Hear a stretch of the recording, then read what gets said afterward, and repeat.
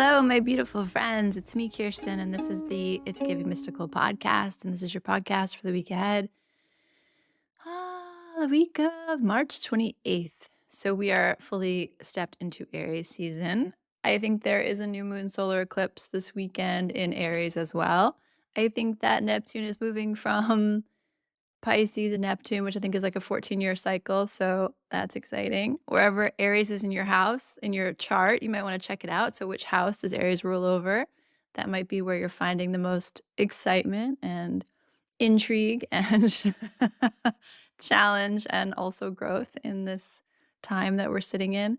We're still in the eclipse portal, right? We will find our way through it this week. And for many, many, many, many people, this has been a trying time. The things that are being asked of you, your heart wants something, your soul seeks something, your unfolding requires something, your evolution requires something.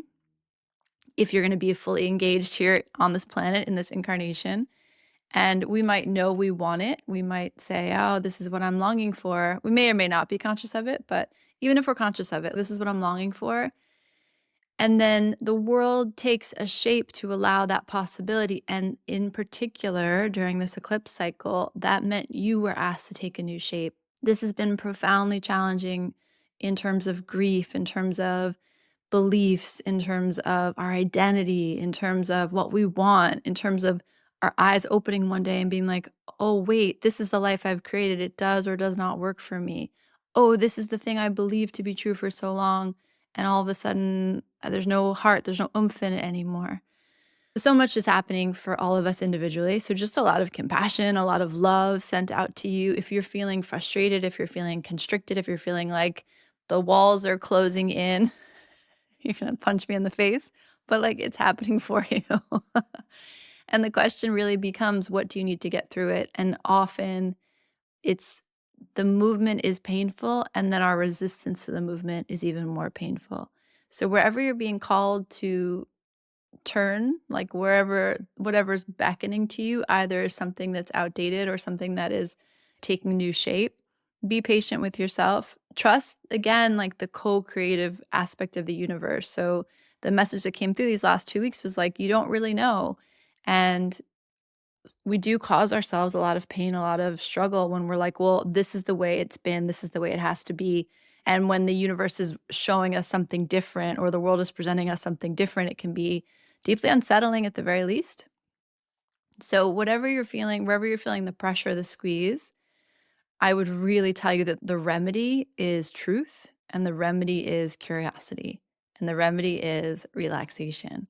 So, what I mean by that is that when I'm feeling this constriction, sometimes the movement is I need to say this. I need to say what's true for me. I need to ground into my truth and express it in a relationship, in a dynamic, out into the world. There's so much beauty in that. There's so much like help that rushes in. I love that quote. It's in The Artist's Way. And I never remember who she credits it to, but Julia Cameron says, you take one step towards God, and God takes more steps back towards you than there are sands in the worlds of time. The movement towards truth, the movement towards love is such a rewarded one. And right now, there's what you think you're supposed to be, what you think you're supposed to want, what you think you're supposed to be talking about, and then what's on your heart. So finding places where you can express calmly and from a grounded, resourced place, this is what's true for me. And maybe it's not out in the world. Like maybe it's simply to yourself. Maybe it's simply saying out loud to yourself, this isn't working for me. This communication or relationship or environment doesn't feel good like it used to. I don't feel safe there. I don't feel satisfied there. I don't feel inspired there. And then if you feel ready to take it out into the world, take it out into the world, but start with you. And then once you can say what's true, you can breathe, exhale, like exist with that truth, not even within that truth, but with that truth. And then you can open your eyes and look around and say, now what might this mean? This idea of it's not personal and it's all good information. So if I can allow myself to just be human, experiencing this world for the first time, maybe you're reincarnated, maybe not, who knows? But this body, this incarnation, this is your first go around. This experience, this dynamic, this environment, it's your first go around. So we want to step towards that with I have a lot of compassion for myself. Whatever the conflict, the tension, the challenge in my life, it's not personal. It's part of this evolution. It's part of aligning me to where I'm meant to go next. And I can use what's true as information to inform my next decision. So I'm just saying all of that because people are struggling, like personally and with work, like the who are coming are struggling. And so I want you to know it's okay if you're struggling. I want you to know that this eclipse portal is asking a lot. It's tearing down some, yeah, old identities and old beliefs and old support structures. And we're left feeling really raw. And that's okay because we can hold ourselves through that. There is a part of us that knows exactly what to do when we stay still, when we say what's true, when we remain curious, when we stop taking it personally, when we really are aware of what's happening and we're not jumping 6 steps ahead to what it means. Okay, so all of that to say, good luck this eclipse season. It's been rough. And I hear you, and you're not alone. I will say, like, the beauty of it is that it's illuminating. The beauty of it is if you stay with the truth of it, there's a relaxation that comes just because it is what it is. The truth is the truth is the truth. And again, a lot of our pain comes from resisting it or not touching the alive quality of it, but getting stuck in some old version of what it was or some version of the way it was supposed to be. You are where you are, you feel what you feel, you want what you want, you need what you need. And so much pain is caused in our wishing it were different or trying to take a shape that communicates something different. And we really can save ourselves and the world so much pain by breathing into what's true and at least to ourselves saying it out loud. What else is happening? The card I pulled for us this week is the sun. That is always a lovely message, the happiest card in the deck. It's always lovely to have the sun with us. I did pull it reverse, which again, we know how I feel about reversals. They don't carry a really heavy weight with me, but I do notice them. And so to share with you the message from the sun is that things will be illuminated this week. Things will clarify this week. You will see clearly. There's nothing more like reassuring than when we walk through the dark night of an eclipse season and we come out the other side and we're like, oh, I see now. I see now what's been holding me back. I see now where my pain points are. I see now what to face, what to turn towards, what the movement is, what the next choice is. So it's beautiful to have that clarity. The sun card brings with it joy. The sun card brings with it innocence. It brings with it rebirth. It brings with it a new day. It brings with it springtime. Back to my garden. Have I mentioned my garden? But it's like the new shoot energy. It's the warm soil. It's the warm feeling of the sun on your skin. It's a sense of renewal and hopefulness and reemergence, reawakening. The challenge with the sun is also the challenge that comes with Mars energy, with Aries energy. Aries, in its most grounded, beautiful, gifting self, is powerful and in charge and present and unafraid and willing to go to war for what deserves protection, what it loves, what it believes, what it values. Aries energy is fierce and awake and alive and exciting. Aries feels like you can trust it. You trust it's going to do what it says it's going to do. There's a clarity and a simplicity to that simple Aries energy of I am. Like I am here. That is the most beautiful part of Aries medicine.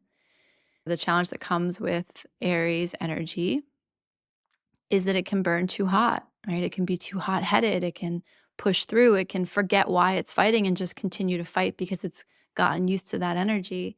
The sun is similar in that the sun is both the giver of life and the sun is the one that will dry you right up. The sun can burn. The sun can be too much to take. It is such intense energy, and Aries is as well, right? Aries has that intensity to it. Both the sun and the Aries can lose track of what they're fighting for, and they can lose track of why they're fighting. Like, not only what they're fighting for, but what are we doing now? Like, we've just gotten in this rhythm of more light, more fight, more energy, more heat. And you can see that happening in the world, right?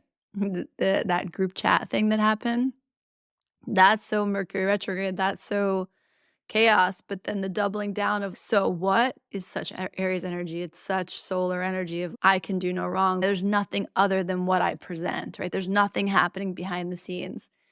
One of my least favorite things for a man to say is, "I'm a simple man." Have you ever had a man say that to you? Sorry, men who are listening to this, but, like, a man be like, "I'm just a simple man." And you're like, "Are you, human? Are you just a simple man?" There's something about that that's deceptive, like, "I'm just the sun. I'm just here to warm you. I'm just Aries. I'm just the warrior." It's, "Come on, man. We're all more complex than that. Energy is always more complex than that." And there's a sense of, I don't know, not even facade, but a sense of Mm, a lack of depth that comes with that energy. So that would be the one of the downsides to both Aries energy and the sun. It's like a lack of introspection, a lack of pause, a lack of pacing, a lack of a sense of timing. Like I'm just gonna roll right in there. And so again, just Aries is hot right now. It's very active in the energy of the world. And then in terms of what's happening, what's getting shifted out in the eclipses, and then in terms of what's coming to an end and what's also beginning again, there's just Aries is very highlighted right now. So when we're moving into a week where the sun card comes up, I feel both excitement and a very strong messaging around clarity and illumination. It feels like a relief. Like I can see clearly the confusion that has been haunting me is the fog is lifting, right? The fog is getting burned away, and that feels really good. But there is this sense of a lot of energy, and it doesn't necessarily feel like it's thoughtful energy. It has a sense of just a lot. Like, I'm just the sun, I'm just a warrior. There's just a lot of it. And without a job to do, without focus, without a lens to move through, it can feel really overwhelming. So, I guess what I would say to you in this week ahead is beware the things that are warm and hot, and notice in yourself and in the people you're interacting with when things feel like they're churning up extra energy, and notice your sense of grounding, notice your sense of purpose. So when a lot of energy comes through, if we don't have our own navigation set, it can just burn us out because we can be like, "Oh, and I gotta be here, and I gotta be here, and I gotta do this, and I gotta do that, and I gotta fight for this." And it can just get very frazzled, very unproductive, very thin. This energy of thin keeps coming through like it doesn't have any weight behind it or depth behind it. And so like notice that and then feed your depth into it. So this is beautiful energy to come in through when you're like, this is what I'm getting done this week. This is what needs to happen this week. I need to see clearly this week. This is the conversation that I need to have either with myself or with someone else. There's a beautiful amount of illumination and clarity available when it's channeled correctly. I guess I'm a long way around me saying that. Have a plan this week of where your energy is going. Have awareness of where you're bringing your energy, and have an awareness of what's grounding you in this excitement, especially when we come out of the eclipse season and we felt so lost in these 6 weeks or 4 weeks, whatever it's been, more like 5 weeks, I think. We feel so lost in that time that when we get a taste of clarity or a taste of hopefulness or a taste of joy, we can tumble over into it. And there's just this request to be a little bit more measured and to not forget that we're still in this hangman month. When we move into April, we move into emperor energy and we move into death energy. So we go from the Empress and the Hangman, which is about something new is coming to fruition, something is growing that's unexpected, some gestation, some manifestation is both richly developing and developing in a way that is surprising. And then you move into the Emperor and the Death energy, and the Emperor is always concerned with my boundaries, my domain, what is mine to manage, and whether that needs to be extended or contracted. So when Emperor comes up, you always want to be noticing the boundary line. You always want to have a sense of what is being wrapped into my domain And am I really ready for that responsibility? And what part of my domain is shrinking in response to that's no longer mine to manage? So you might notice again, because the eclipses were so focused on your heart, your heat, your Aries, and all of that was turned up in these last few weeks. So there's a lot of dynamic around what's real, what's mine, what's ours. And there's a lot of confusion in that and a lot of fight for my survival, fight for my voice, fight for my spaciousness. Okay, so all that's happening. And then we step into this April month where the conversation is around the emperor. And the emperor is saying, what has shifted in the past month? And where does your fence line lie? Does that make sense? For example, I have a relationship that shifted in the last 6 weeks where it's like that felt really confusing or that felt like something I was in devotion to, and now I'm clear that that's no longer something that takes up my time and space. Then my fence line contracts. It comes away from that and I leave that to itself. That's someone else's domain. That's either another person's domain, it's a fallow field, like whatever it needs to be. There's something about that's no longer mine to tend to. In the same analogy, if some relationship is shifted where you're coming closer to someone, then your fence line might be increasing and you're saying, "Oh, this is something I am devoted to. This is something that I will take responsibility for." The emperor is very precise in its sense of this is mine to manage and this is not mine to manage. Aries will really highlight that for us. The season will really highlight for us. And it helps us, again, feed the sense of clarity and illumination and good information. This is mine to manage. And I can see that with clear eyes. And then you roll onto that the death card, and what that says is the fence lines that are getting shifted right now, they're permanent changes. So, I hope that's good news. I do think that's good news because I think it really speaks to you fighting for your own fire, you honoring your own light, you honoring what you need in a new way, maybe in a way you've never been able to before. And so the fence line shifts and the death card kind of solidifies that. So it's like we're not going back to what was. And like I said in the very beginning, that's not easy, but if it's true, it's true. So it might not be easy to handle. It might break your heart. It might make you feel a little confused or disoriented. And yet the truth is the truth is the truth. And so we stand on this kind of threshold where we're seeing how things have taken shape, taken form, and now we're going to be deciding what does that mean for my domain? What does that mean for my everyday? What does that mean for the land I'm in charge of? What does that mean for the things I want to take responsibility for or no longer will take responsibility for? That's important. So the sun is bridging this. The sun card is bridging these two energies together. And so this idea of clarity and illumination becomes very important and becomes super helpful. Oh, I see clearly now. I know what to do. I know what corner of the field to head to work on my fence to reshape my lands. That's important. It's really good information. And then again, just to highlight the death card, that's in process, that's happening. So I really encourage you to take the pressure off of yourself to understand the bigger picture or understand what it all means and to just tend to what's in front of you, tend to what needs to be said, what's the truth that needs to be spoken out loud, either to yourself or to the world. What does that mean for your fence line, for your domain? And what conversations, what communication needs to happen to say out loud, I am responsible for this and I am no longer responsible for this.